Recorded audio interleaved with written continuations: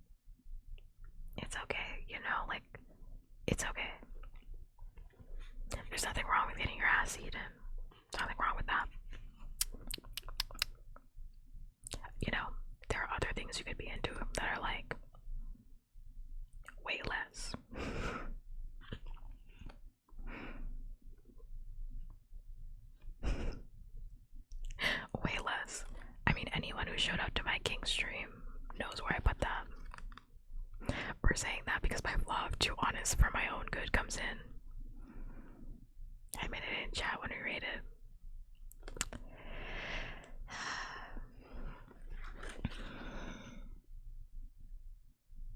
It's okay. You know, it's okay to be a degenerate. I just didn't know that you were that type of degenerate. I just didn't know that about you. It's okay to be a degenerate.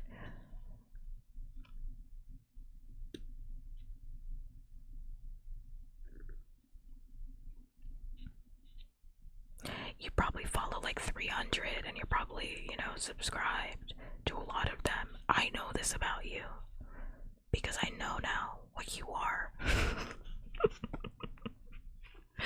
I know now what you are. It's okay. It's fine. I didn't before, but now I do. I see you in a new light. I see you in a new way. Okay?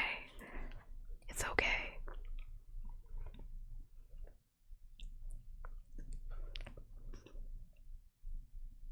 The glasses are off with you. It's fine.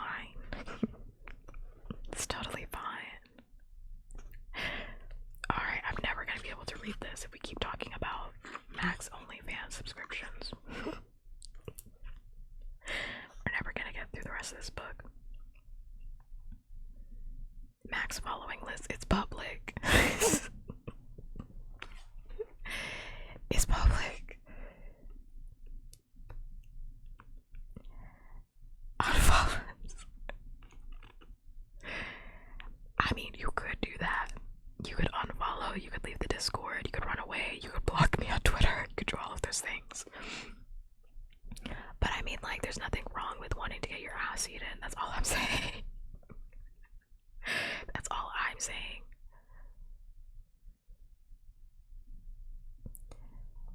That's all I'm saying, you know? That's all I'm saying. I just think it's a little funny. I just think it's a little funny that it came up in yesterday's raid, that's all. But I'll get off and we'll go back to reading. I don't want you to feel embarrassed.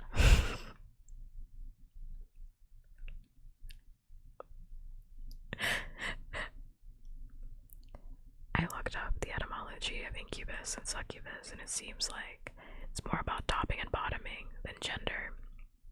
Succubo is the Latin for lie under, while incubo is the Latin for lie upon.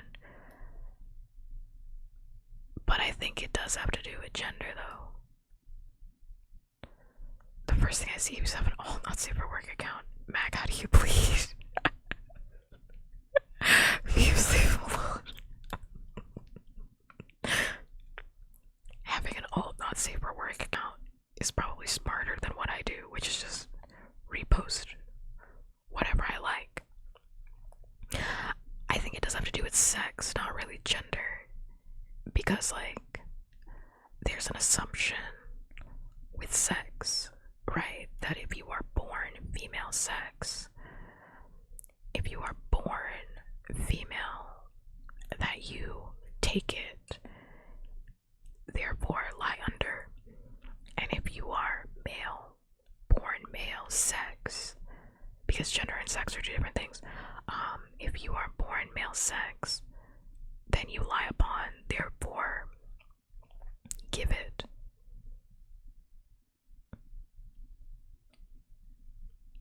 Yes.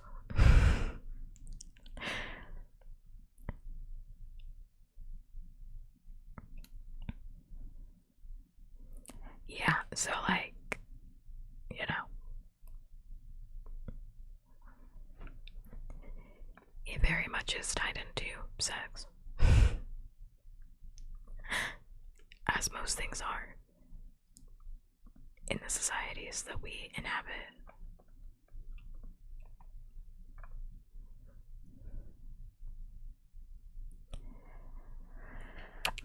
Alright, back to this book. We haven't been back in this book. We took a detour for a second. Detour for a quick second.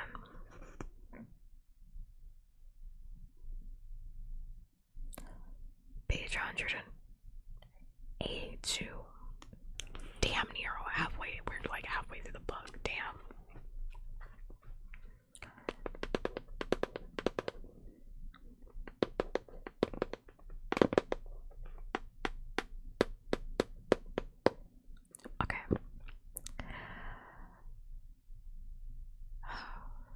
someone walking around upstairs and I assume it's Hazel. But after a few minutes later, Peter comes down and tosses the cardboard box of empty liquor bottles on the table with finality. There. It's done, he says. It's taking all of Hamich's resources to focus his eyes on the bottle, so I speak up. What's done? I poured all the liquor down the drain, says Peta. This seems to jolt Hamish out of his stupor, and he paws through the box in disbelief. You what? I tossed the whole lot, says Peta. He'll just buy some more. No, he won't, says Peta. I tracked down Ripper this morning and told her I'd turn her in the second she sold to either of you. I paid her off too, just for good measure, but I don't think she's eager to be back in the Peacekeeper's custody. Hamish takes a swipe with his knife at Peta, but Peta defects so easily, it's pathetic. Anger rises up in me. What business is it yours, what he does? It's completely my business. However, it falls out of the two of us are going to be in the arena again with the others as a mentor. We can't afford any drunkards on this team, especially not you, Katniss, says Peta to me. What? I sputter indignantly. It would be more convincing if I still wasn't so hungover. Last night's the only time I've ever been drunk. Yeah, and look at the shape you're in, says Peta. I don't know what I expected for my first meeting with Peta after the announcement. A few hugs and kisses, a little comfort maybe. Not this. I turn to Hamish. Don't worry, I'll get you more liquor. Then I'll turn you both in, let you sober up in the stocks, says Peta. What's the point of this? Asks Hamish, wow. The point is that the two of us are coming home from the capital. One mentor, one victor, says Peta. Effie's sending me recordings of all the living victors. We're gonna watch their games and learn everything we can about how they fight. We're gonna put on weight and get strong. We're gonna start acting like careers, and one of us is going to be the victor again, whether you two like it or not. He sweeps out of the room, slamming the front door. Hamish and I wince at the bang. I don't like self-righteous people. I say, what's to like, says Hamish, who begins sucking the dregs out of the empty bottles. You and me. That's who he plans on coming home. I say, well, then the joke's on him, says Hamish. But after a few days, we agree to start acting like careers because this is the best way to get Peta ready as well. Which is why, again, I said earlier that, like, Hamish and Peta are, like, sorry, not Hamish and Peta, Hamish and Katniss are, like, not good for each other, like, at all. Like, Katniss has only ever been drunk once in her life, and the first time that she's drunk, she's like, oh yeah, we should go get more alcohol. Like, what the fuck? She's like, yeah, I know that shit just got announced, but we should go get more alcohol. This is actually gonna be a really good idea. It's gonna be a really good plan. And I understand Peta's mad, but we should ignore him, ignore the plans. And Hamish is just like down for it, like, sir, you're supposed to be the real adult here. This is like a 17-year-old drinking with you, please. But yeah, they're just bad for each other. Oh my god, pages.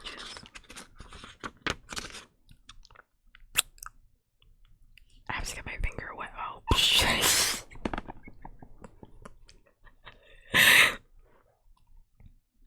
The way that sounded, yeah.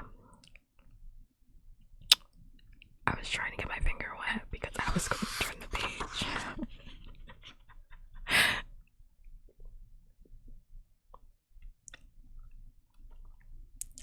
Every night we watch old recaps of the games that the remaining victors won. I realize we never met any of them on the victory tour, which seems odd in retrospect.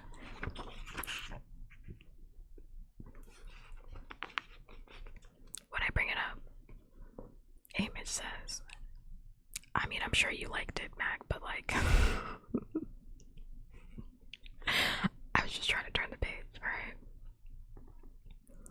Hamish says the last thing President Snow would have wanted was was to show Peta and me, especially me, bonding with other victors in potentially rebellious districts. Victors have a special status. If they appear to be supporting my defiance of the capital, it would have been dangerous politically. Adjusting for age, I realized some of our opponents may be elderly, which is both sad and reassuring. Peta takes copious notes. Amich volunteers information about the victors' personalities, and slowly we begin to know our competition. Every morning we do exercises to strengthen our bodies.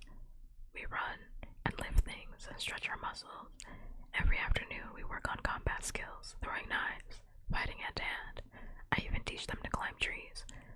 Officially, tributes aren't supposed to train, but no one tries to stop us. Even in regular years, the tributes from Districts 1, 2, and 4 show up able to wield spears and swords. This is nothing by comparison.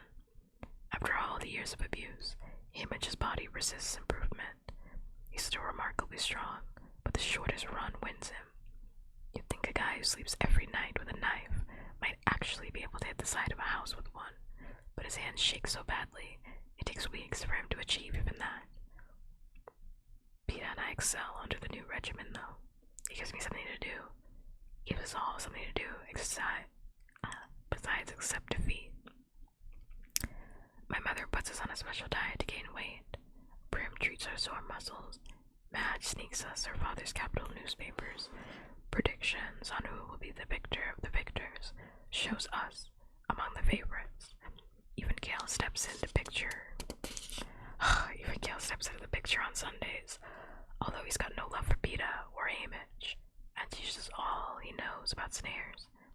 It's weird for me, being in conversations with both Peta and Gale, but they seem to have set aside whatever issues they have about me. One night, as I'm walking Gale back into town, he even admits, it'd be easier if he were easier to hate. Tell me about it, I say. If I could have just hated him in the arena, we all wouldn't be in this mess right now. He'd be dead, and I'd be a happy little victor all by myself. And where would we be, Katniss? Ask Gale. I pause, not knowing what to say. Where would I be with my pretend cousin, who wouldn't be my cousin if it weren't for Peta? Would he still have kissed me? And would I have kissed him back if I had been free to do so? Would I have let myself open up to him, lulled by the security of money and food and the illusion of safety being a victor could bring under different circumstances?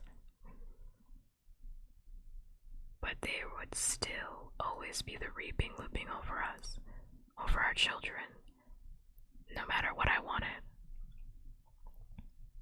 Hunting, like every Saturday, I say. I know he didn't mean the question literally, but this is as much as I can honestly give. Gale knows I chose him over Peta when I didn't make a run for it. To me, there's no point in talking about things that might have been. Even if I had killed Peta in the arena, I still wouldn't have wanted to marry anyone. I only got engaged to save people's lives, and that completely backfired. I'm afraid, anyway, that any kind of emotional scene with Gale might have caused him to do something drastic, like start that uprising in the mines. And as Amich says, District 12 is ready for that. If anything, they're less ready than before the Quarter Quell announcement, because the following morning, another 100 peacekeepers arrived on the train. Since I don't plan on making it back alive a second time, the sooner Gale lets me go, the better. I do plan on saying one or two things to him after the reaping, when I know we're allowed an hour for goodbyes. To let Gale know how essential he's been to me all these years, how much better my life has been for knowing him, for loving him, even if it's only in the limited way that I can manage, but I never get the chance. The day of the reaping's hot and sultry. The population of District 12 waits, sweating and silent. In the square, with machine guns trained on them. I stand alone in a small roped-off area with Peta and Hamish in a similar pen to the right of me. The reaping only takes a minute. Effie, shining in a wake of metallic gold, lacks her usual verve. Just to claw around the girl's reaping ball for quite a while to snag the one piece of paper that everyone already knows has my name on it. Then, she catches Hamich's name. He barely has time to shoot me an unhappy look before Peta has volunteered to take his place. We are immediately marched into the Justice Building to find Head Peacekeeper Thread waiting for us. New procedure, he says with a smile. We're ushered out the back door, into a car, and taken to the train station. There are no cameras on the platform, no crowd to send us on our way. Hamish and Effie appear, escorted by guards. Peacekeepers hurry us all into the train and slam the door. The wheels begin to turn, and I am left staring out the window, watching District 12 disappear, with all of my goodbyes still hanging on my lips. Chapter 14. This should be the last chapter before I go to sleep. Damn. I just want to read the rest of this book. I'm not even gonna hold you. Oh my god, I was gonna say earlier that one of my favorite lines in this entire book series, which there are many, but this one, I think about this one all of the fucking time. This is one of my favorite lines, where on page 178, where she says, it's just like, yeah, I gotta read it again. I knew it. In this way, Peta's not hard to predict. While I was walling around on the floor of that cellar, thinking only of myself, here he was, thinking only of me. Shame isn't a strong enough word for what I feel. And then Hamish says, you could live 100 lifetimes and not deserve him, you know. Yeah. Like, if I'm the fuck out of the mic, that line, you could live 100 lifetimes and not deserve him. For some reason, I think about that line all of the time. I think about that line quite literally all of the time. I think about it, like, whenever I'm watching the movies, I think about that line all the time. I think about that line while I'm watching the whole thing. I've been thinking about this line the entire time. I've been thinking about that slide the entire time while I was reading the first book, and I'm gonna think about this line when we get to Mockingjay. I want to spoil Mockingjay, but I won't. I won't, but I want to spoil it so bad because, like, what happens in Mockingjay is so sick and twisted that, like, Suzanne Collins should be arrested. It's so good. It's so good. But I should probably stop reading at chapter 14, even though I really want to read chapter 15, but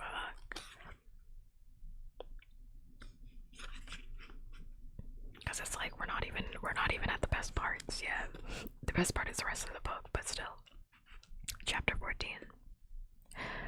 Because it's late and I should probably go eat, but I've been here for like 5 hours probably. But chapter 14 before we end.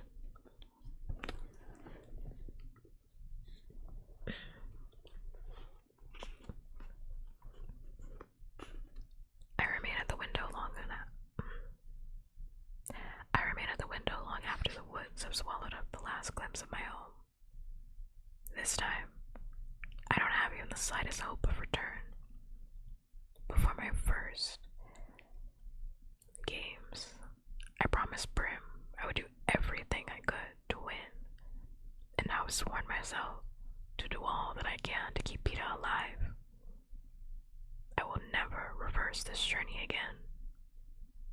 I'd actually figured out what I wanted my last words to my loved ones to be, how best to close and lock the doors and leave them sad but safely behind, and how the capital is stolen that as well.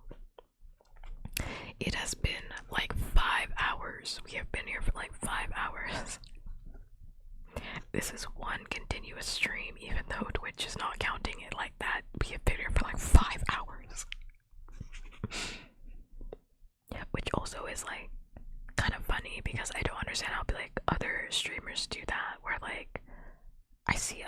YouTubers do it all the time. Like other VTubers do it all the time, where they'll like stream for like 2 hours and then stop streaming and then come back like 30 minutes later. Like, wouldn't you just hit like the longest BRB of your life and then just like come back? Like, what? Like, why even take the 30-minute pause? Like, just put that shit on a BRB and just be right back. Because like I see it happen like all the time. Sometimes even people that have like rated me, like they'll be like, okay, I gotta go eat, and then like by the time I'm ending, they're streaming again. But like it's been a long one for me. I need to go eat something for real. Even though I have no idea what I'm gonna eat. I hate thinking about food. It's so annoying. Okay.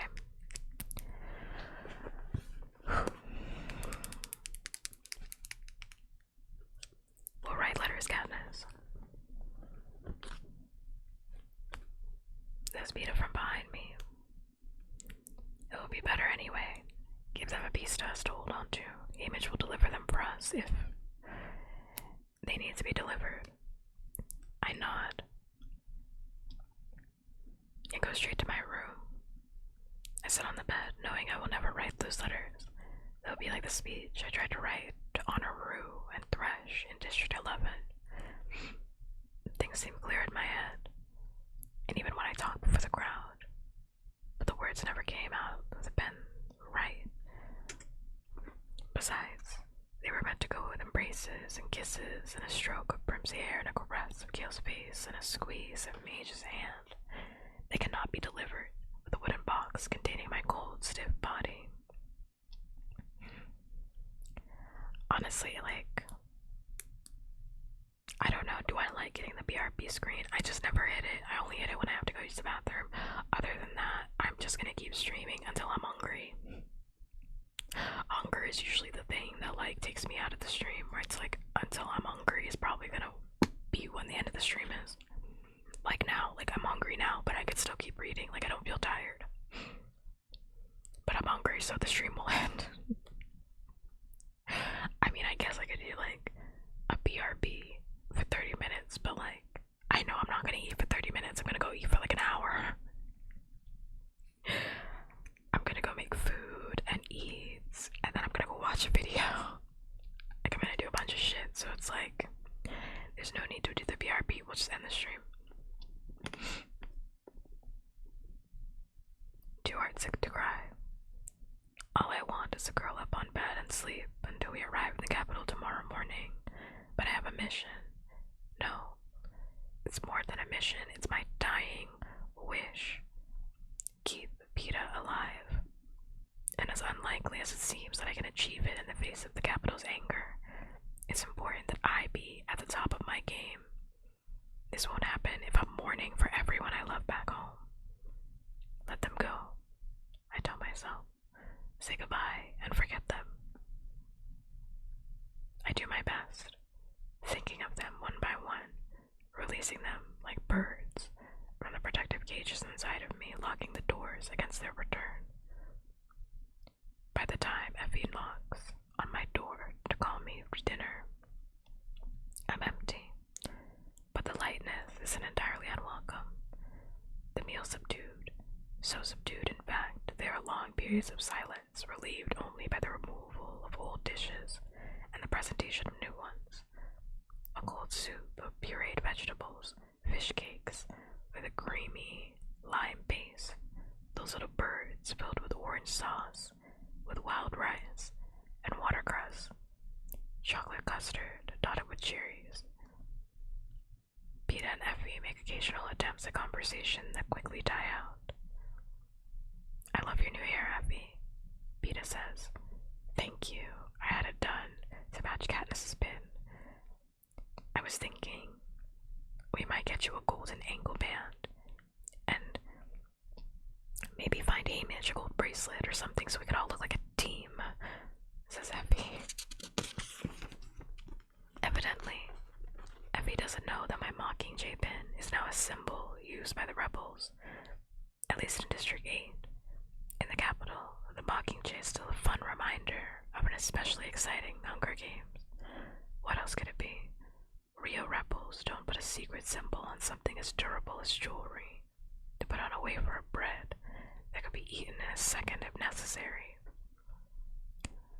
I think that's a great idea, says Peter. How about it, Mitch? Yeah, whatever, says Mitch. He's not drinking, but I can tell he'd like to be. Effie had them take her own wine away when she saw the effort he was making, but he's in a miserable state. If he were the tribute, he would have owed Peter nothing and could be as drunk as he liked. Now, it's gonna take all he's got to keep Peter alive in an arena full of his old friends, and he'll probably fail. Maybe we could get you a wig too, I say in an attempt at lightness. He just shoots me a look that says to leave him alone, and we all eat our custard in silence. Shall we watch a recap of the reapings? Says Effie, tapping at the corners of her mouth with white linen napkins.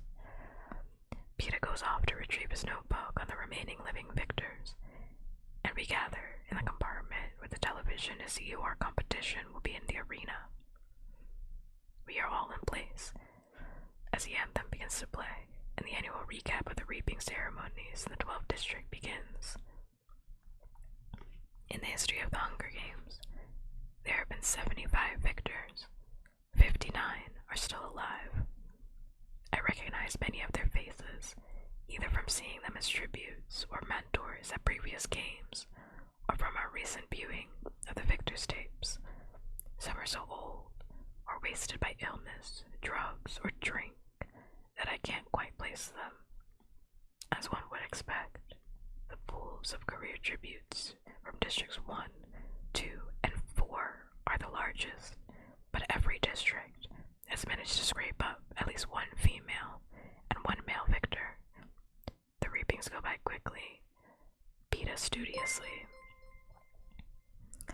Thank you so much for the sub. I very much appreciate it. I am not a bot. Thank you. I feel like that kiss was kind of...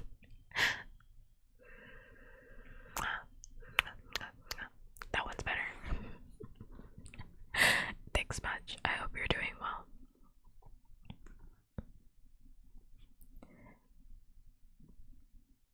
Image watches, his face devoid of emotion, as friends of his step up to take the stage.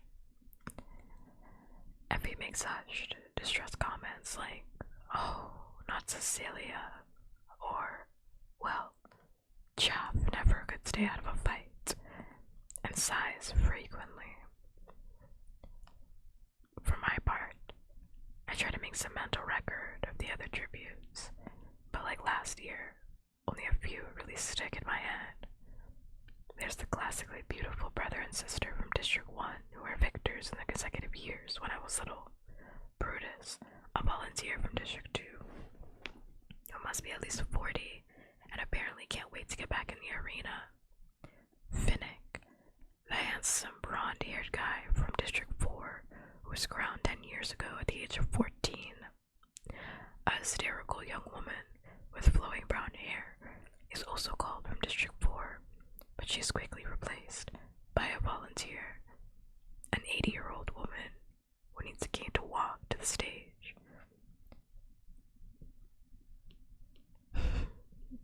Okay, thank you. Then there's Joanna Mason.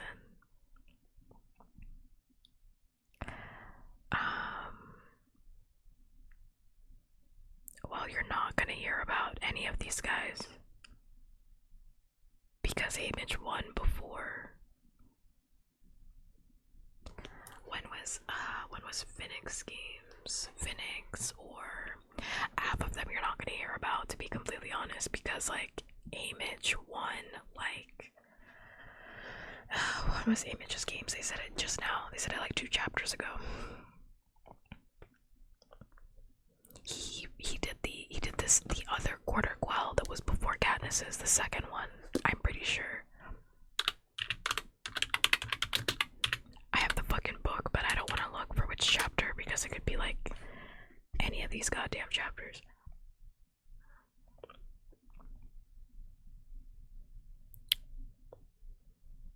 I know everyone's just excited about the Image book and or movie. movie, but it's like the way I don't care. I wish I did care. It would be really cool if I cared. It'd actually be so swag if I cared. I'd be so hype, but like, I would have cared in like 2012, you know? I would have cared in like 2013 even. I would have cared. Yeah, he won in the second quarter quell. Which year was that? So every 75 years of the second one, so two times. The second quarter quell. Every 75 years, fuck me.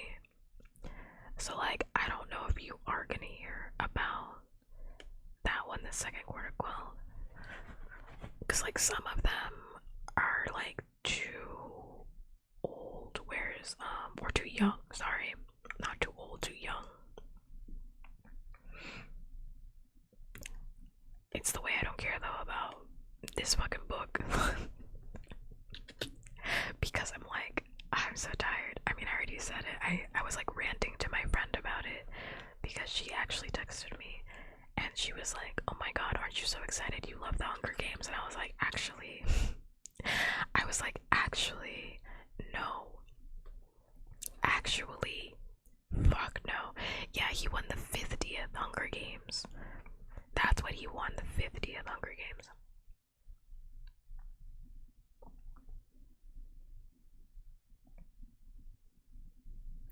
Yes, that's what he won.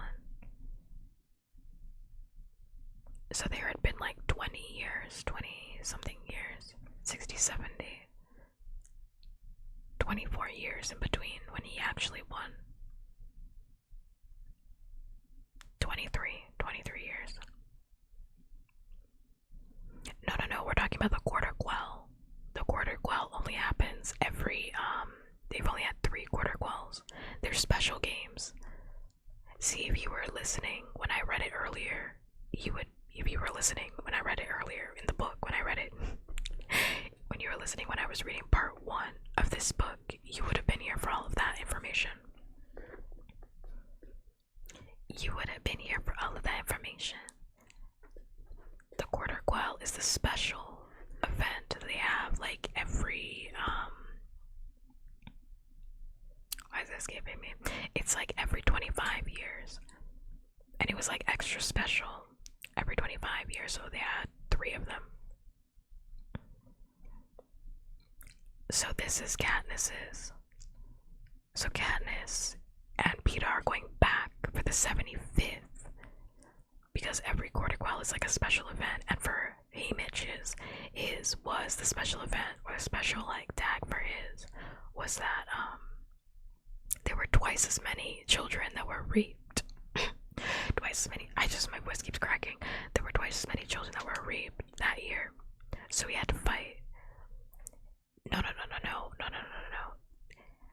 Katniss's is the 75th because they do it every 25.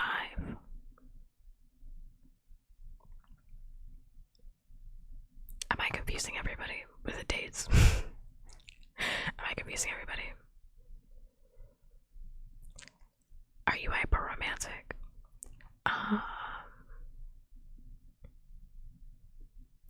Like, am I obsessed with romance?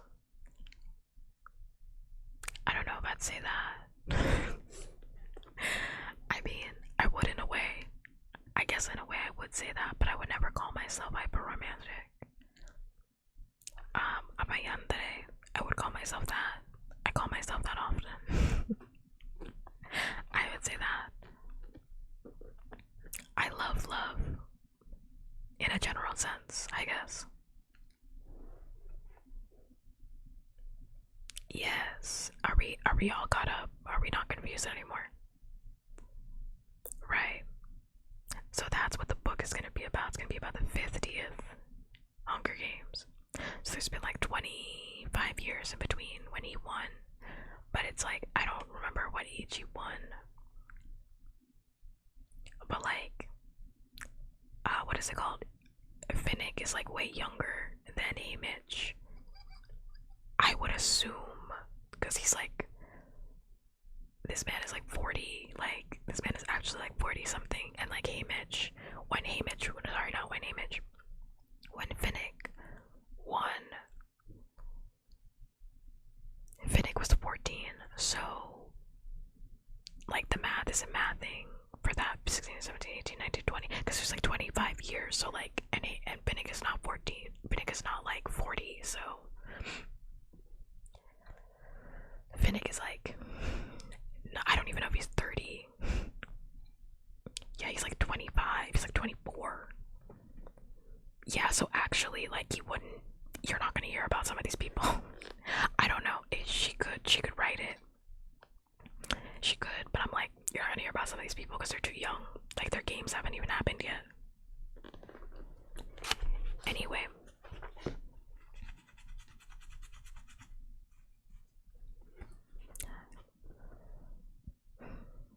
Then there's Joanna Mason, the only living female victor from Seven who won a few years back by pretending she was a weakling.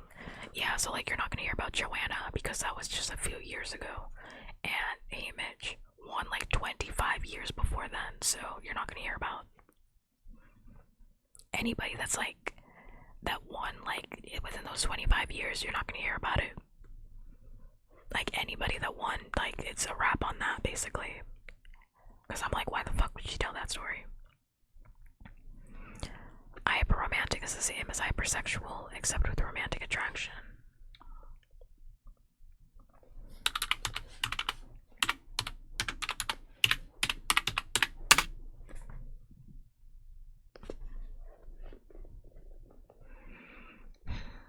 Let's do some research real quick.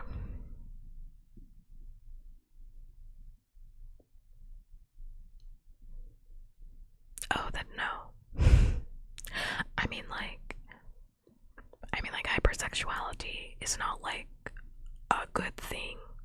Like that's not like a positive thing. That's just, I wouldn't say it's not a good or a bad thing. It's just a neutral thing because like hypersexuality for a lot of people causes major problems. So being hyperromantic in the same vein is like not a good thing either, in the same way that being hypersexual is not a good thing, right? So I would say I'm not hyperromantic because hyperromantic would be like me loving love, being like so into a romantic bond over anything that it's ruining my life, that it's like a problem, like it's kind of a problem.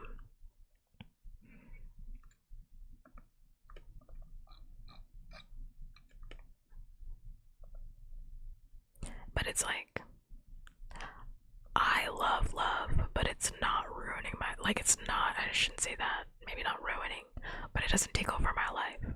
Like for people that are hypersexual, like it's kind of an everyday thing in their life. Me liking love or like being obsessed with love is not an everyday thing for me. So I would say no.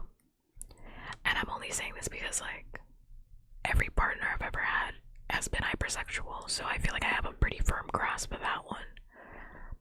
So if it's like hyperromantic, if we're just gonna remove the sexual part and just add the romantic part, then yeah. I would not say that I am hyperromantic.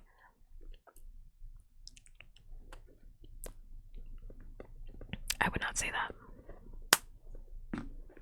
Making a timeline of everybody's life.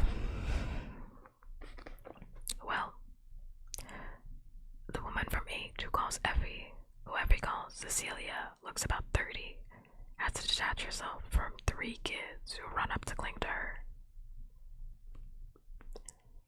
Jave, a man from 11, who I know to be one of Haymitch's particular friends, is also in. I'm called. Then Haymitch. And PETA volunteers.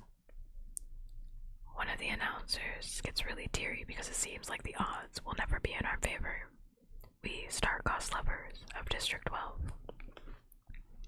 She then pulls herself together to say she bets that this will be the best games ever. What are the odds of all of them? You have wild luck. I guess it's just who I ended up dating.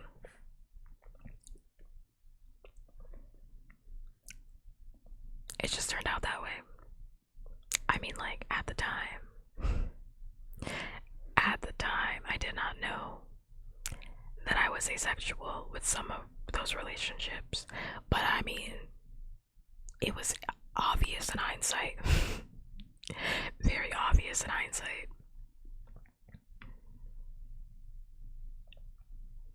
I think, like, only in recent years, because I only, within like the last 10 years of my life, 10 years, more like 5 years of my life, 5, 6 years of my life, have like really known that I'm asexual. So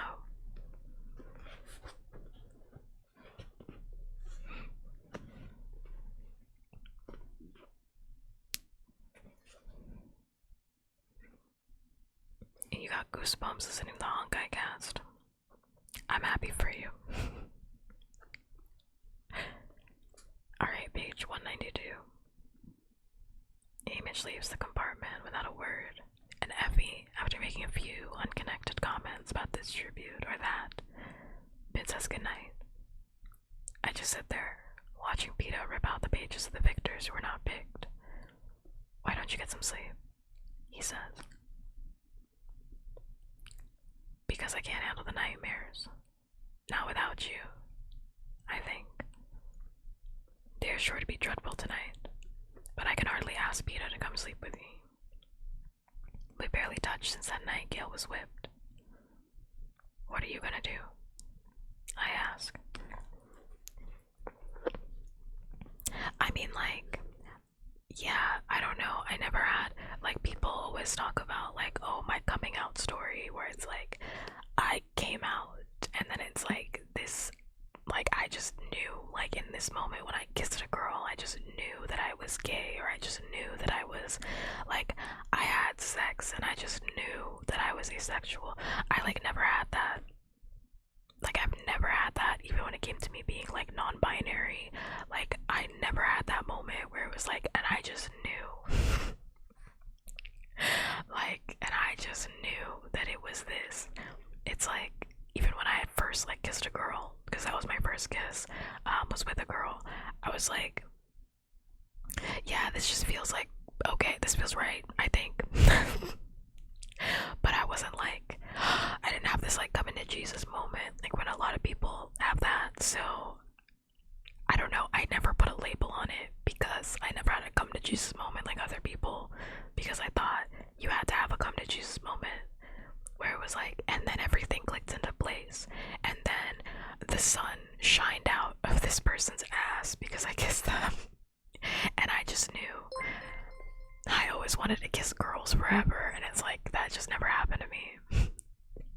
Such a bad boy. Thank you so much for the follow. Thank you. That just never happened to me. Like, and I think, like, that stereotype of, like, the come to Jesus is, like, so harmful, because, like, you might never have to come to Jesus moment. Like, I never had a come to Jesus moment, yet I knew what I was when I could figure out the language behind it. I think the language is more important than the come to Jesus moment. I'm putting on a heart in your honor, thank you. I think the language is, like, way more important, because I just didn't know what to call it. I was like, okay, I like kissing girls, I guess. I was like, I like kissing girls, I guess, but I mean, like, I also like dudes, but I also like everybody, so, like, what does that mean?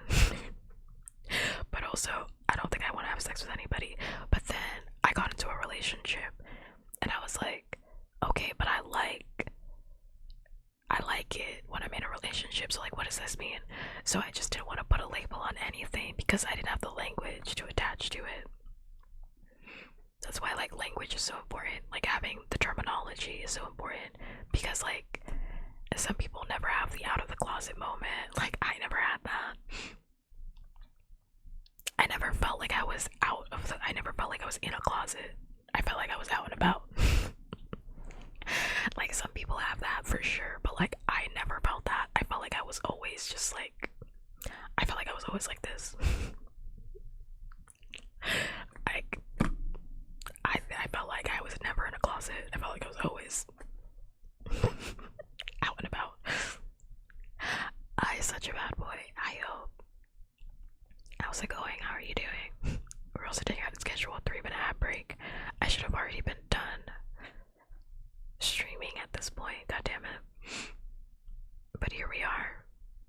Top of the hour, so if you need to take care of yourself, go do that. Do whatever you need to do in order to take care of yourself and feel good. Yeah. I was going to say, yeah. That's all to say. I forgot how we got on this topic. But yeah, that's all to say, like, do you like my name? I think it's funny. I think it's a little silly. It reminds me of like a K-pop song. Like a Red Velvet song.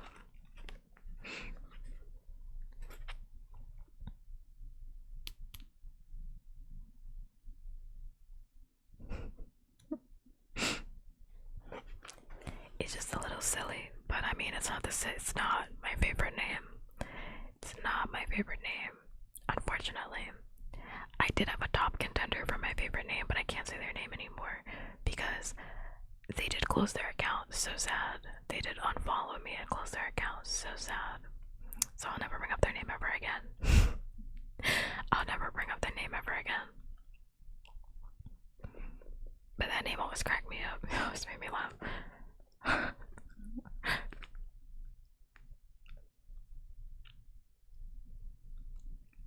Okay. We really have to finish chapter 14 because I need to go to sleep. How many pages have we even gone through? 1 page. Oh my god, no. Okay, we've gone through a little bit. I gotta go eat. I'm like actually hungry.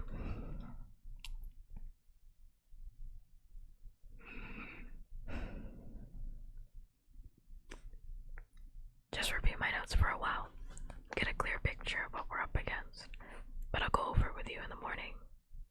Go to bed, Katniss.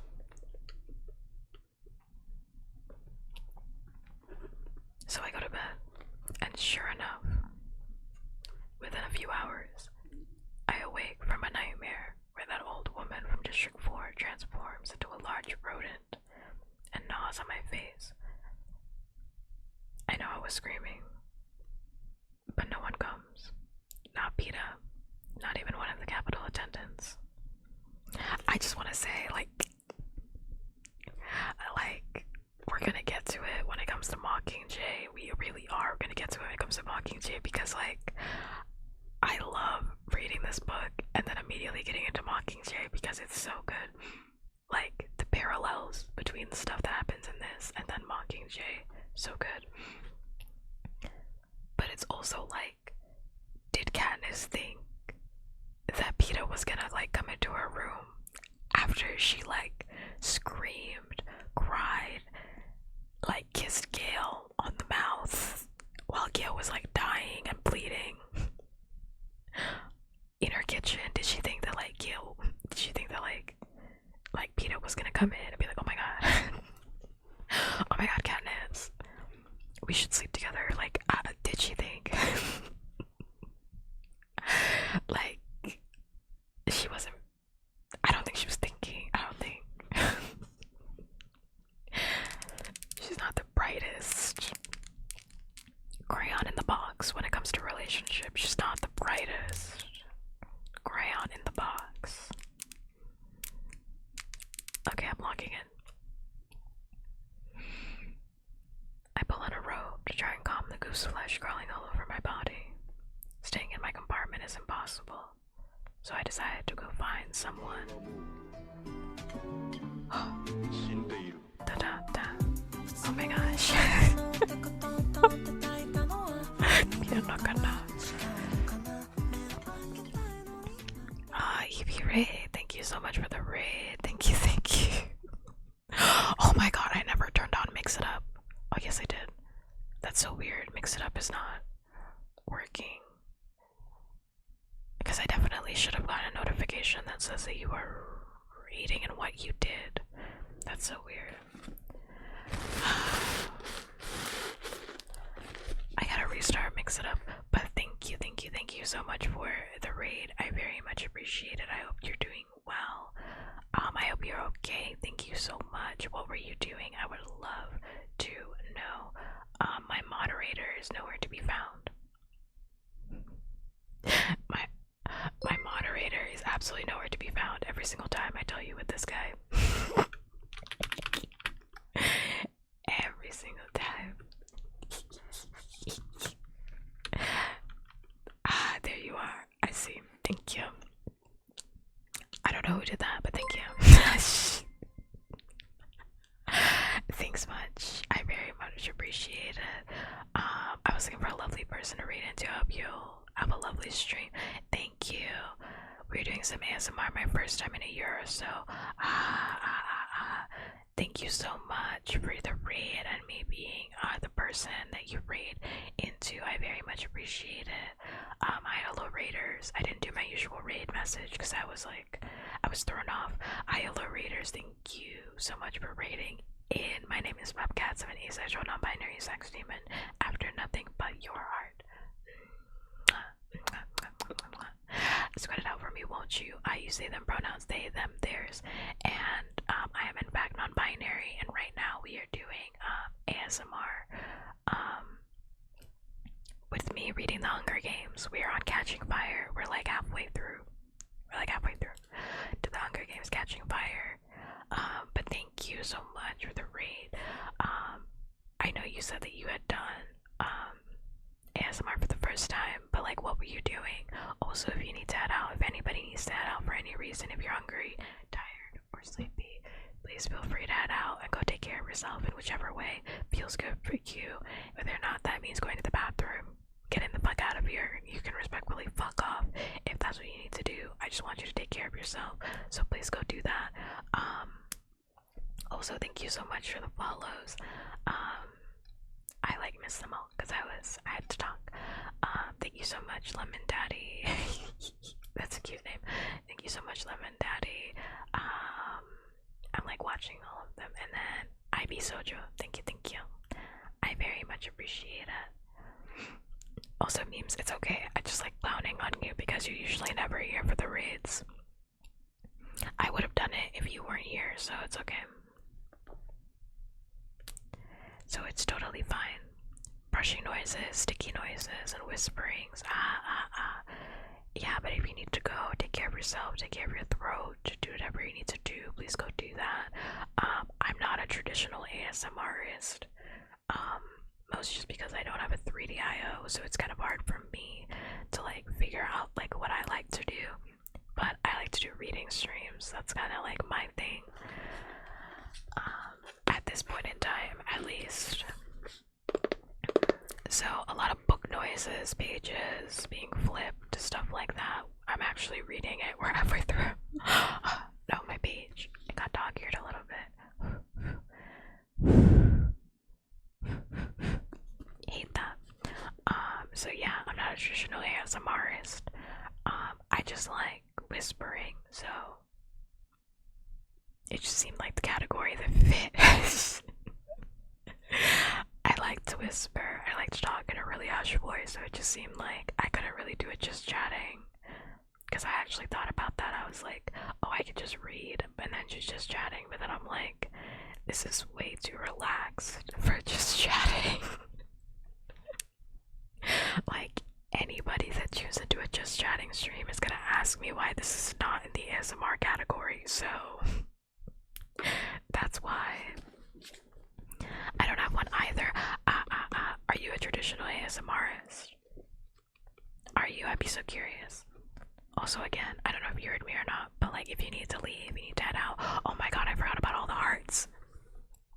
Oh my god, I forgot about all the hearts. I gotta put on all the hearts for everybody that followed. Oh my gosh. Everybody that followed gets a heart. How many hearts am I at? 1, 2, 2 more, 3 more, 2 more. Why does it say that one? 2 more, 3 more, 1, 2, 3, 2 more hearts, 2 more hearts. I had the hearts. Thank you. I so important. I'm gonna add a heart for every single person that followed. Thank you. So that's 2 more. Wow. This one, and I'm very much a noob when it comes to ASMR. Okay, okay. I mean, no judgment on my part because, like, I just like doing ASMR for fun. I'm not a traditional ASMRist either. I just like doing it when it calls to me. I'm about to go to sleep. It's been a pleasure meeting you. Have a good stream. Of course, of course. Yeah, I was gonna say. I feel like I've said it like 3 times already, but like, respectfully, like, fuck off and get out of here if you need to take care of yourself. Like, really. Sorry, I have a lot of saliva in my mouth. It's not an ASMR thing. I think that's just a puppkats thing. Yes.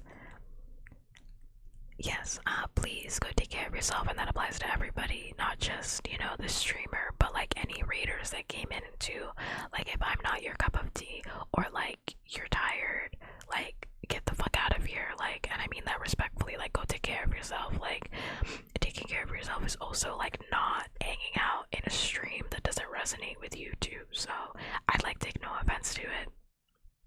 So, like, go take care of yourself in whatever way that you need to, even if you need to go use the bathroom or you haven't stretched in a while, like, go do that. Okay, good night. Respectfully, fuck up, as we like to say. It's a respectful, get the fuck out of here, you know, respectful. Gekko, you can't come in with question marks. I don't know what to do with that. That provides zero information. Also,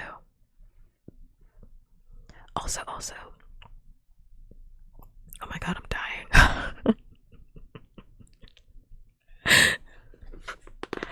I'm dying, but also, yes, thank you, Mac. We did it. 1.2k. Wow. I have to gatekeep harder. No, I need people to retweet my post. I wanna unlock brand new pup. Don't gatekeep. Spread the name, spread the word.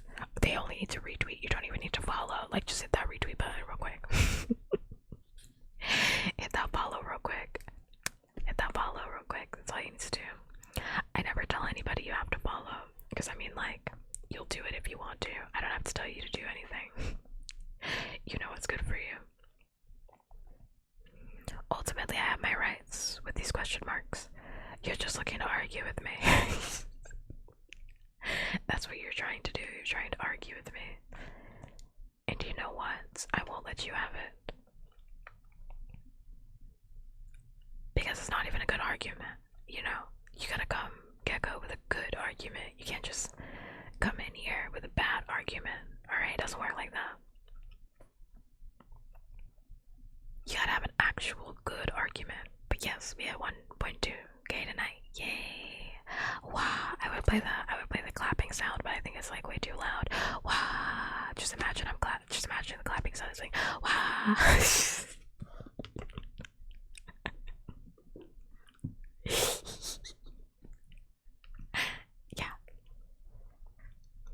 Yeah, do hit that retweet button if you can, because I also want to just reveal it. I was gonna reveal it without doing all of this, but then no one liked that initial post. I said if someone likes it, if 25 people like this post, I will reveal it, and then no one liked the post, so I'm like, well, now we gotta go about it the traditional way. Hate to see it. Now we gotta do it the standard VTuber way. Hate to see that.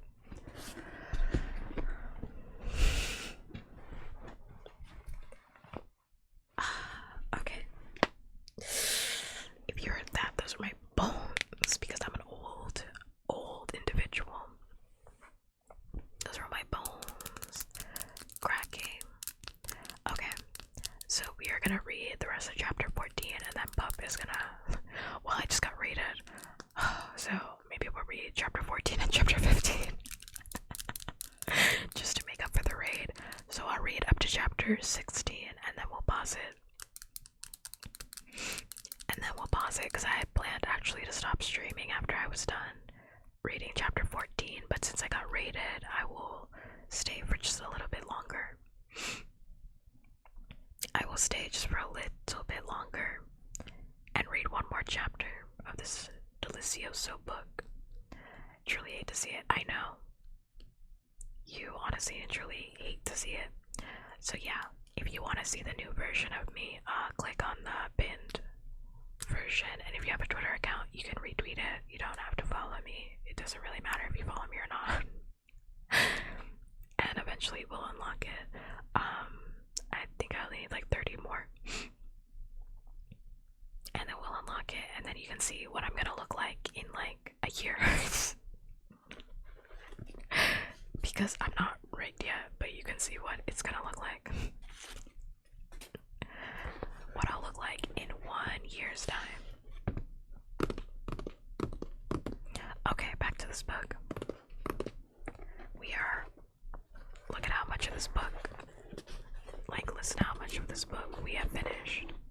Like it's quite, gotta get a book grip on it.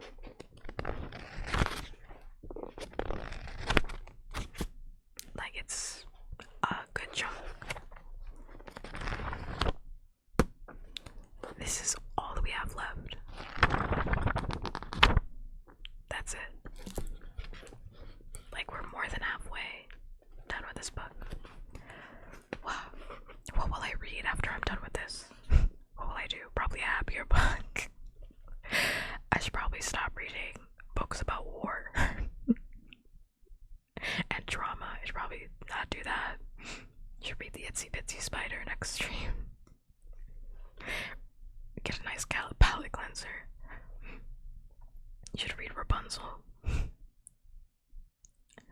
Okay. Gonna lock in. Page 192. Chapter 14.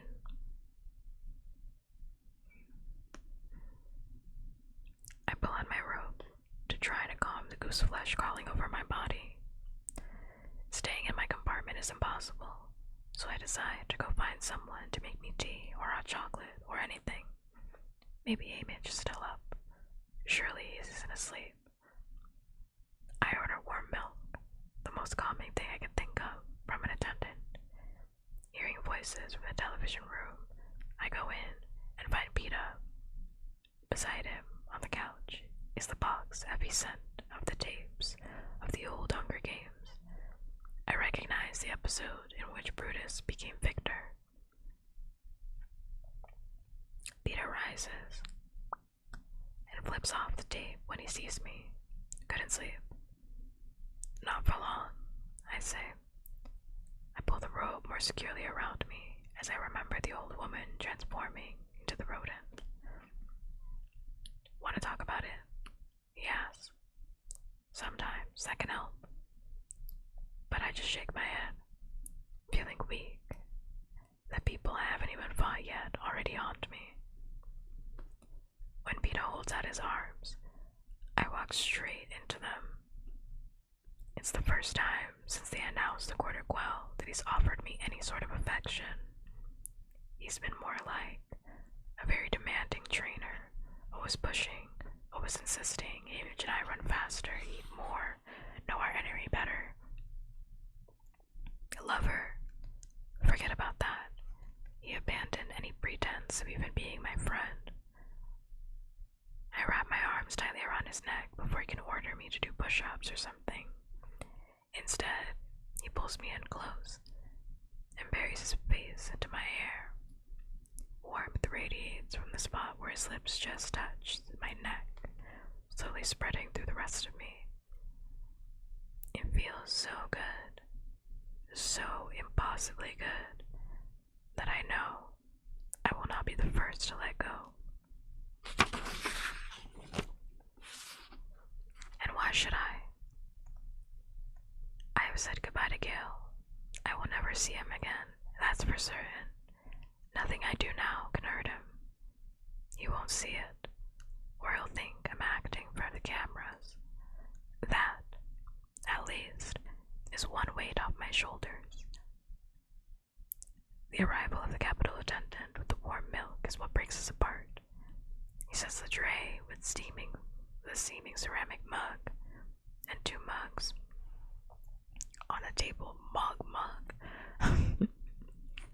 throwing me off. I brought an extra cup. He says, thanks, I say, and I added a touch of honey to the milk, for sweetness, and just a pinch of spice, he adds. He looks at us, like he wants to say more, and then gives his head a slight shake, and backs out of the room. What's with him? I say. I think he feels bad for us, says Peta. Right, I say, pouring the milk. I mean it. I don't think the people in the capital are going to be all that happy about our going back in, says Peta. Or the other victors. They get attached to their champions. I'm guessing they'll get over it once the blood starts flowing, I say flatly. Really? If there's one thing I don't have time for, it's worrying about how the quarter quell will affect the mood in the capital. So you're watching all the tapes again? Not really. Just sort of skipping around to see people's different fighting techniques, says Peta. Who's next? You pick, says Peta, holding out the box. The tapes are marked with the year of the games and add the name of the victor. I dig around and suddenly find one in my hand that we have not watched. The year of the games is 50. That would make it the second quarter quell, and the name of the victor is Hamish Abernathy. We never watched this one, I say. Peter shakes his head. No, I knew Hamish didn't want to, the same way we didn't want to relive our own games, and since we're all on the same team, I didn't think it mattered much. Is the person who won in 25 in here? I asked. I don't think so. Whoever it was must be dead by now, and Effie only sent me victors we might have to face. Peter weighs Hamish's tape in his hand. Why? You think we ought to watch it? It's the only quell we have. We might pick up something valuable about how they work. I say, but I feel weird. It seems like some major invasion of Hamish's privacy. I don't know why it should, since the whole thing was public, but it does. I have to admit, I'm also extremely curious. We don't have to tell Hamish we saw it. Okay, Peter agrees. He puts the tape, and I curl up next to him on the couch with my milk, which is really delicious with the honey and spices, and lose myself in the 50th Hunger Games. After the anthem, there's your President Snow drawing an envelope for the second quarter quell. He looks younger, but just as repellent. He reads from the square of paper in the same honorous tone he used for ours, informing Panem that in honor of the quarter quell, there would be twice the number of tributes. The editor's smash cut right to the reapings, where name after name after name is called.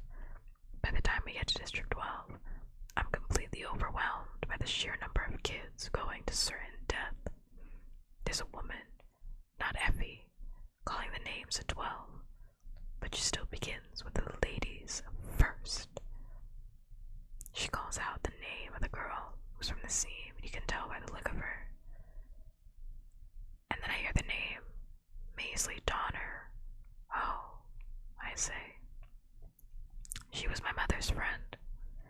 The camera finds her in the crowd, clinging to two other girls, all blonde, all definitely merchants' kids.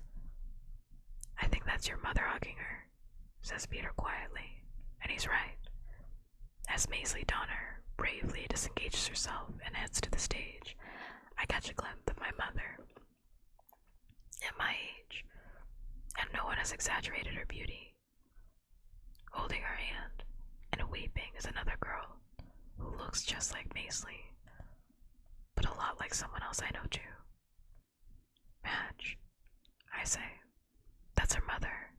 She and Maisley were twins or something. My dad mentioned it before.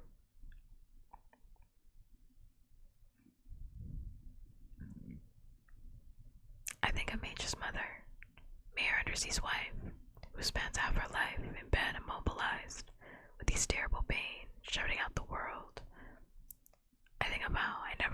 realized that she and my mother shared this connection of Madge showing up in that snowstorm to bring the painkiller for Gail, of my Mockingjay pin, and how it means something completely different now.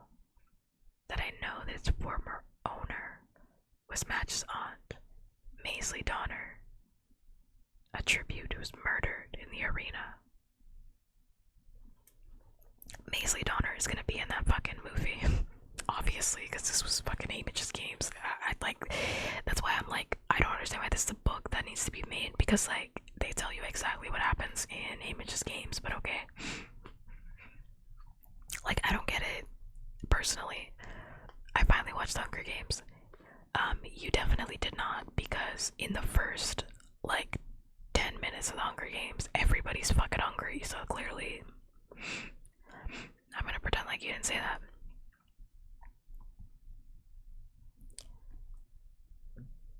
Image's name is called last of all.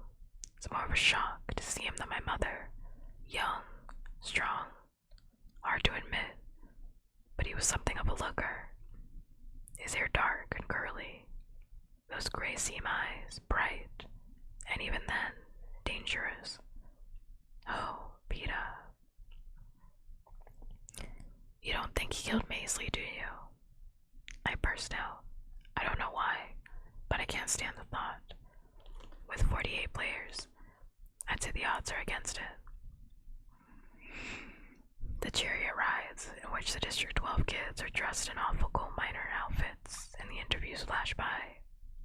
There's little time to focus on anyone. But since Image is going to be the victor, we get to see one full exchange between him and Caesar Fleckerman, who looks exactly as he always does, in his twinkling midnight blue suit. Only his dark green hair, eyelids, and lips are different. That was not intentional, actually, literally in the first 10 minutes of that movie, I know that movie by heart because I watch it damn near every single month. I watch it whenever I'm like kind of sad because it's kind of hard for me to sit down and read all the books again when I'm sad, but it's easier for me to watch all the movies and remember the books. And in the first 10 minutes, like, everyone's fucking starving, so they like show shaky cam of everyone fucking starving, so it's very clearly in the first 10 minutes of the Hunger Games, you're like, oh yes, everyone's hungry.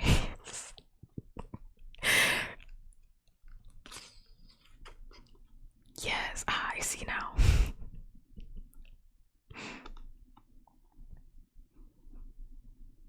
Okay. So hey Mitch, what do you think of the games having 100% more competitors than usual? Asked Caesar. Image shrugs. I don't see that it makes much difference. You missed the first 10 minutes of the movie. Well, you also missed in the first 20 minutes of the movie when Katniss and Gale are out in the fucking woods and they're talking. They're out in the woods and they're talking, and they literally talk about how they're eating that fresh bread and they never get fresh bread. And they would have to sell like 5 fucking squirrels in order to get the fresh bread. And then you also missed the rest of the movie where everyone's hungry. Because everyone's hungry in the Hunger Games. And when Rue is eating that chicken for the first time and she's fucking starving, that grusling for the first, it's not chicken, it's basically chicken, it's grusling. She's eating the grusling and she's like, can I have that? Because she's never had. I mean, they changed it from how it is in the books, but they're like, she's like, oh my god. She's like eyeing Katniss' food, and Katniss is like, you can have it. And she's like, oh my god, it's okay, you can have it. And she's like, no, it's okay, I can see that you're fucking starving. And she eats the hell out of that chicken leg. Because she's never had that chicken leg before, and she's starving. She's starving. Anyway.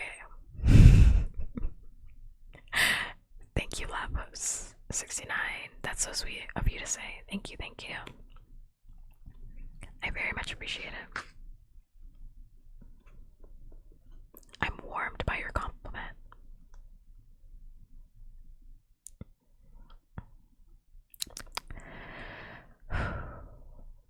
So, hey Mitch, what do you think of the games having 100% more victors than usual? Asked Caesar. Emmett shrugs. I don't see that it makes much difference. They'll still be 100% as stupid as usual, so I figure my odds will be roughly the same. The same. My voice is cracking, because I'm hungry. The audience bursts out laughing, and Emmett gives them a half-hearted smile. Snarky, arrogant, indifferent. He didn't have to reach far for that, did he? I say. Now it's the morning, the games begin. We watch from the point of view of one of the tributes. As she rises.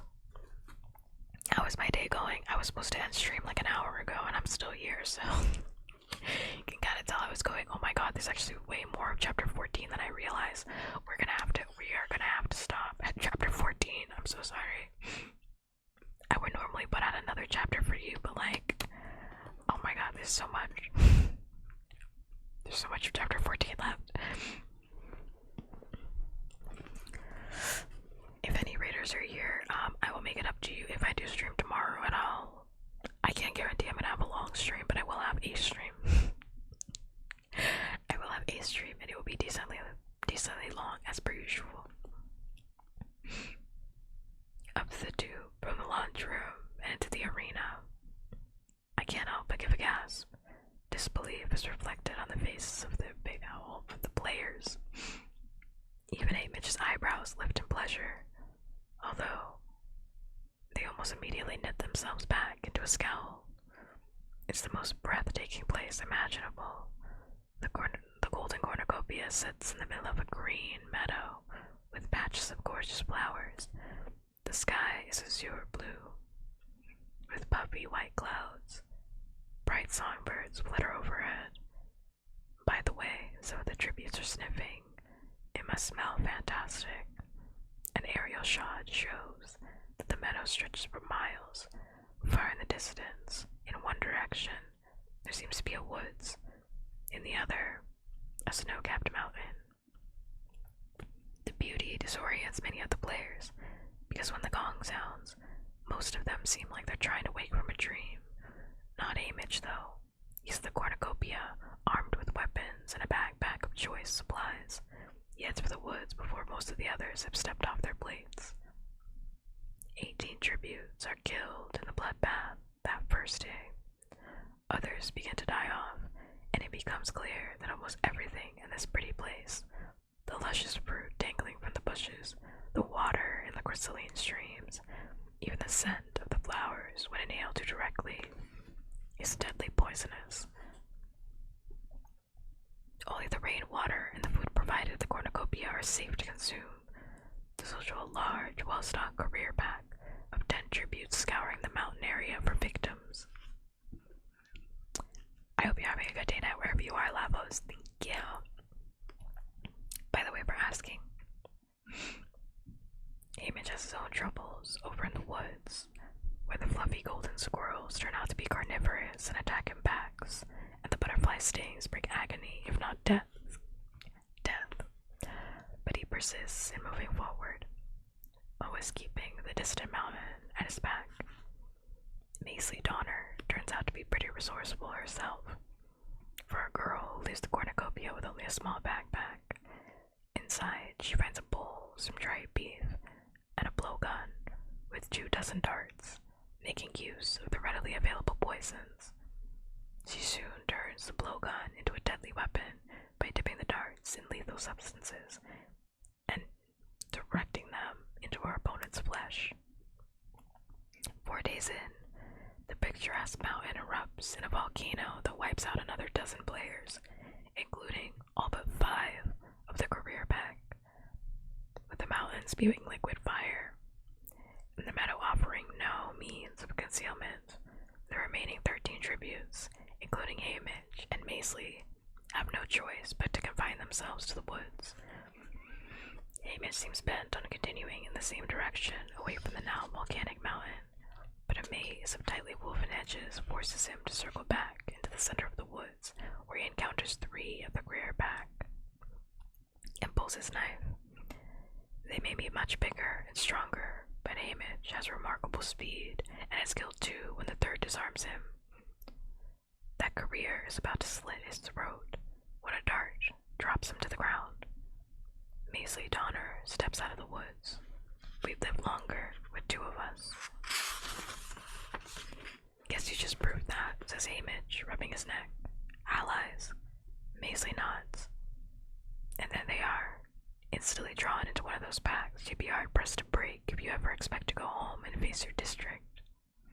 Just like Peeta and me, they do better together, get more rest, work out a system, to salvage more rainwater, fight as a team, and share the food from the dead tributes packs. But Hamish is still determined to keep moving on. Why? Mesa keeps asking, and he ignores her until she refuses to move any farther without an answer. Because it has to end somewhere, right? Says Hamish. The arena can't go on forever. What do you expect to find? Maisie asks. I don't know, but maybe there's something we can use, he says. When they do make it, through that impossible edge, using a blowtorch from one of the dead careers packs, they find themselves on flat, dry earth that leads to a cliff. From far below, you see jagged rocks. That's all there is, Hamish. Let's go back, says Maisie. No. I'm staying here, he says. Alright. There's only 5 of us left. May as well say goodbye now anyway, she says. I don't want it to come down to you and me. Okay, he agrees. That's all. He doesn't offer to shake her hand or even look at her, and she walks away. Hamish skirts along the edge of the cliff, as if trying to figure something out. His foot dislodges a pebble, and it falls into the abyss, apparently gone forever. But a minute later, as he sits to rest, the pebble shoots back up beside him. Hamish stares at it, puzzled, and then his face takes on a strange intensity. He lobs a rock the size of his fist over the cliff and waits, and then flies back out, right into his hand. He starts laughing. That's when we hear Maisie begin to scream. The alliance is over, and she broke it off, so no one could blame him for ignoring her. But Hamish runs for her anyway. He arrives, only just in time, to watch the last flock of candy-pink birds, equipped with long, thin beaks, skewer her through the neck. He holds her hand while she dies, and all I can think of is Rue. And I was too late to save her too. Later that day, another tribute is killed in combat, and a 3rd gets eaten by a pack of those fluffy squirrels, leaving Hamish and a girl from District 1 to vie for the crown. She's bigger than he is, and just this fast, and when the inevitable fight comes on, it's bloody and awful, and both have received what could well be fatal wounds when Hamish is finally disarmed. He staggers through the beautiful woods, holding his intestines in, while she stumbles after him, carrying an axe that should deliver his death blow. Hamish makes a beeline for his cliff, and has just reached the edge when she throws the axe. He collapses on the ground, and it flies into the abyss. Now weaponless as well, the girl just stands right there, trying to staunch the flow of blood pouring from her empty eye socket. She's thinking perhaps she can outlast Hamish, who is starting to convulse on the ground.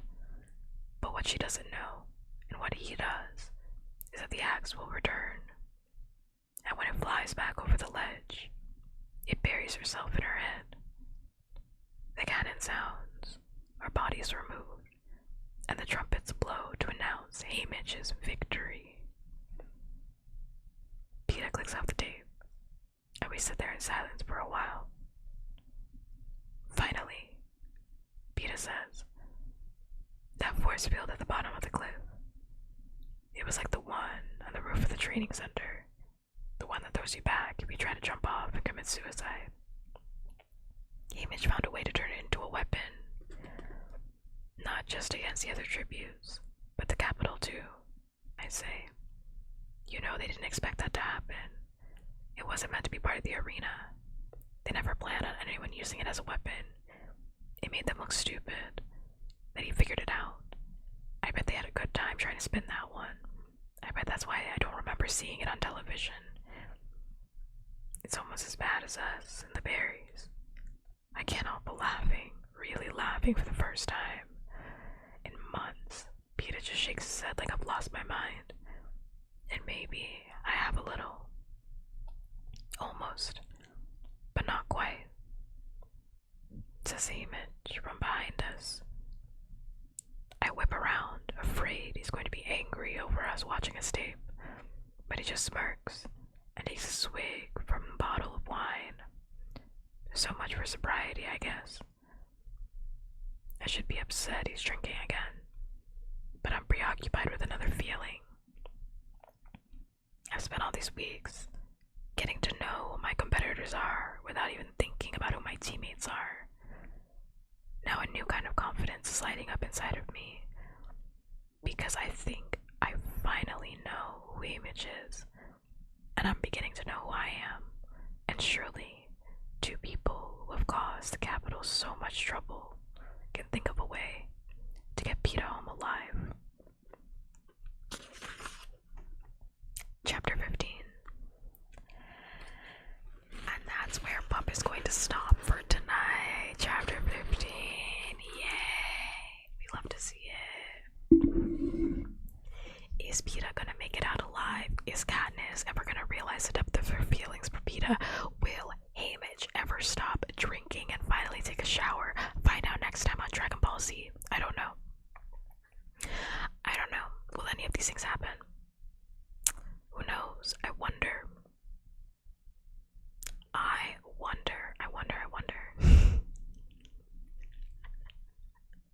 Will Gale ever stop being the worst character in the book?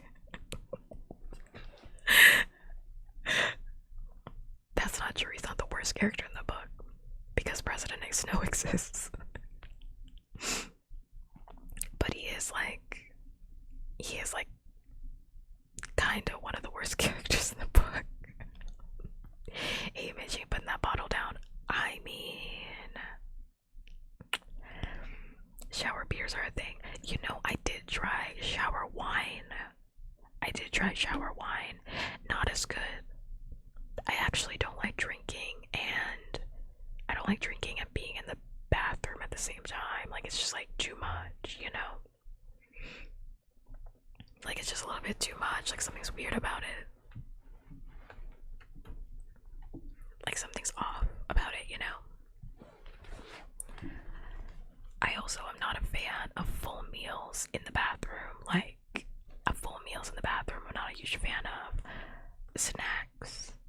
If I'm already eating a snack, we should actually not get into this. But like, a wine, it's gotta be canned. I feel to reduce the risk of water getting in. I don't even like a wine in a bath though. Like, it's just too awkward. Like, it's actually just a little bit too awkward, in my opinion. I think wine in the bath is just like it's too awkward. People are having full meals in the bathroom. They are having full meals in the bathroom. They really are. And you know what? Like, I can't judge too hard about full meals in the bathroom. However, I'm not eating full meals in the bathroom. I think that's a step too far, but we don't have to get into that. Because it's like, okay, like if I'm gonna have like a shower wine or like a bath wine, like if you drink while you're in the bath, like that's also a step too far. Like, so I can't judge. However, I'm judging a little bit. I don't a little bit, yeah, like a tiny bit, yeah. Yeah, just a little bit, you know. Anyway, this is a separate conversation for a Just Chatting stream. I will be back technically today. I streamed like way more than I thought I was going to today. Because this is like essentially 2 streams in one. It's essentially like I've done like 2 streams today. I've been here for like 6 hours. I'm going to be back tomorrow, today, however you want to look at it, doing things, interacting with things, doing the thing. I have no idea what I'm going to be doing. It could be more Hunger Games, but I think I'm going to do that on Saturday, and I'm going to do something else tomorrow, just to break it up a tiny little bit, just to break it up, just to switch it up. But I have no idea. It could be anything, to be completely honest with you. I'm gonna raid Mountain because they're doing ASMR, but it's tarot reading, and I've never seen that before, and I love tarot cards. I really do. So I'm gonna raid them. If this button is ever gonna work. If no one's told you today, you are in fact loved. You're so valued, and you're so appreciated in this life, and you should hear that every single day of your life. You really should, because you deserve to hear it every single day of your life, that you are loved, you are valued, you are appreciated, and the world would be so much worse without you in it. I'm gonna be back tomorrow, today, however you want to look at it, so if you want to catch a different stream, you can. And as always, until next time, goodbye. I don't do raid messages, so I just say use the raid emote if that's what fuels your heart, because I don't know, I don't do raid messages, not my thing. So you can just use the raid emote if that's what you feel called to do. And as always, until next time, goodbye. Kiss for the road. Goodbye. Goodbye. A nice kiss for the road. Okay, goodbye. I'm leaving. Goodbye. I'm no longer streaming. I'm gone. I'm actually a part of the raid, except nothing is connecting to the other chat. Nothing is connecting, even though I just raided in.